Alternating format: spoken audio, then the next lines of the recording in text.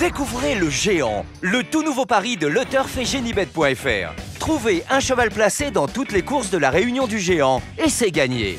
Avec le Géant, tous placés pour gagner.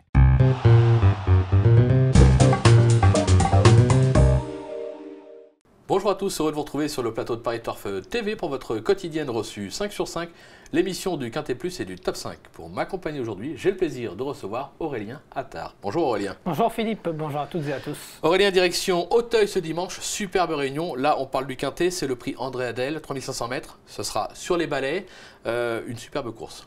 Une superbe course sur le steeple. Le steeple, oui, excusez-moi, j'ai dit sur le steeple, pardon.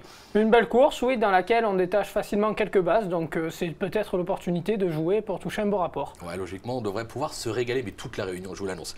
On écoute votre sélection tout de suite, Aurélien. Oui, j'ai placé en tête le 4 Vicky du Reponey, devant le 5 Bis de Mer, le 2 Les Sables Blancs, l'As Sadler's Floor, le 14 Hawk the Talk, le 7 Télénomie, le 8 Ulysse des Pictons et le 9 Eau-Forte. Allez, on attaque avec votre favori qui est une favorite, le numéro 4 Vicky du Reponey.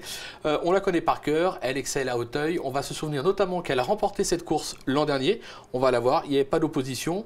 On a la sensation qu'elle peut doubler la mise. Je pense effectivement, l'opposition n'a rien d'extraordinaire encore une fois. Elle est en pleine forme, elle vient de s'imposer dans une course à conditions sur les haies où elle devançait, bon certes ce sont des spécialistes des gros obstacles, mais quand même Storm of Saint-Ly et Vézelay, qui sont deux très bons chevaux, voire des cracks tout simplement. Donc je pense que sur cette sortie, et ce qu'elle a montré l'an dernier, elle est évidemment une base incontournable. Il y a peu de partants du coup avec le forfait du numéro 3 à Talco, donc elle va sûrement pouvoir aller devant, prendre les longueurs comme elle sait le faire. Elle est avec James Reveley en plus, qui est un jockey au top de sa forme. C'est clair. Donc elle a vraiment beaucoup d'atouts dans son jeu, tout comme le fait de ne jamais avoir déçu sur le parcours.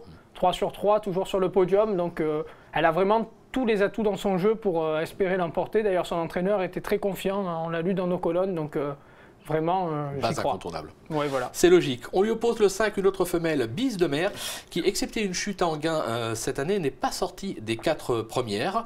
Elle vient de se classer deuxième du Calabrais, on va le voir en image. Là aussi, sur cette performance, on est obligé d'y croire. C'était vraiment très bien, puisqu'elle rendait du poids en plus à la plupart de ses rivales. Elle portait 70 kg, ce n'est jamais trop facile pour une pouliche de steeple, enfin une jument de steeple comme ça qui revient sur les balais. Elle a montré sa forme, donc c'est une bonne chose. Moi, je la préfère sur le steeple, pour tout vous dire. Et je me souviens notamment d'une performance qui remonte au 15 juin, où elle terminait tout près de Bastarabad à poids égal. Bastarabad qui derrière a gagné son handicap en valeur 60. Elle est en valeur 60 elle aussi. Et derrière, il a confirmé en se classant deuxième d'un événement gros handicap en 63 de valeur. Donc je pense qu'elle a suffisamment de marge pour espérer jouer un bon rôle. Elle a toujours répondu présente sur le steeple d'Auteuil. Donc il n'y a vraiment pas de raison qu'elle ne soit pas à l'arrivée elle aussi. Et je vais noter un petit truc qui m'a assez amusé, c'est le fait que ce soit Angelo Gagné qui la monte. Angelo Gagné qui connaît par cœur Vicky du Reponey.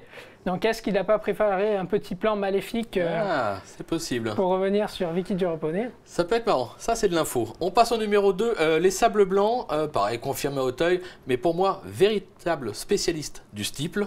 C'est l'entraînement de Marcel Roland, moi je m'en méfie aussi. Hein. Ah, j'approuve totalement ce que vous dites, spécialiste du steeple. Il est revenu en France après un passage en Suisse, il a gagné facilement à Auteuil dans un lot vraiment intéressant où il devançait d'ailleurs Sadler's Floor que j'ai placé juste derrière lui en lui rendant... non, en partant un poids égal, pardon, mais là c'est lui qui a 2 kilos d'avantage. Je ne vois pas comment l'autre va pouvoir prendre sa revanche sur lui, jugé sur cette performance. Ce n'est que du papier, mais c'est quand même un fait. Il a toujours répondu présent à Auteuil.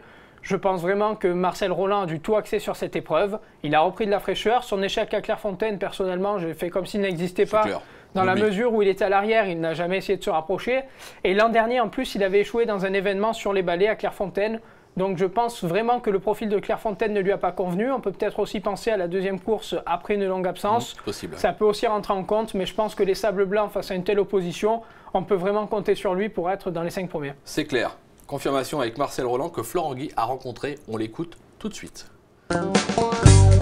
Marcel Roland, dans le André Adel, vous allez présenter les Sables Blancs. Marcel, on est resté un peu sur notre fin à Clairefontaine. Oui, je pense que les Sables Blancs n'a pas trop aimé le profil de l'hippodrome de Clairefontaine.